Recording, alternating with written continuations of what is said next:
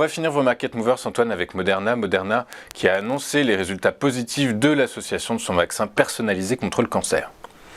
Voilà, alors Moderna aussi, c'est intéressant comme situation, car effectivement, donc Moderna a constitué une alliance avec Merck, le géant américain, le Big Pharma américain, pour justement développer des vaccins contre le cancer, donc un vaccin ARN messager, donc c'est la première fois dans l'histoire que cela intervient, et effectivement, il y a eu une annonce positive sur un test de phase 2 contre des cancers de la peau.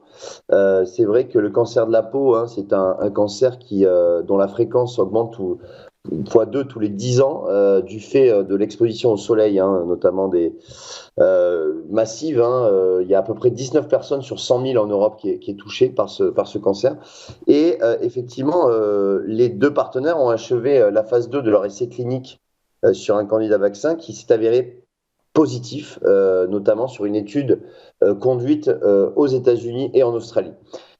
Par conséquent, eh bien, on a eu lors de cette annonce un titre qui a bondi, qui a pris à peu près 20% lors de la séance précédente. Hier, on a repris encore 6%. Et ce qui est intéressant, c'est que justement, on sort par le haut de cette phase de latéralisation qui était en cours sur le titre depuis début de l'année, depuis un an. On sort par le haut et très nettement d'ailleurs. Donc on voit qu'on casse très nettement cette résistance majeure.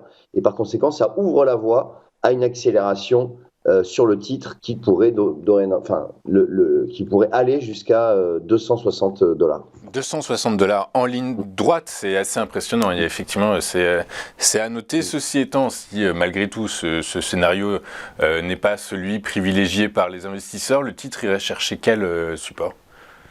Là, on réintégrerait le range et on aurait un premier niveau à $160.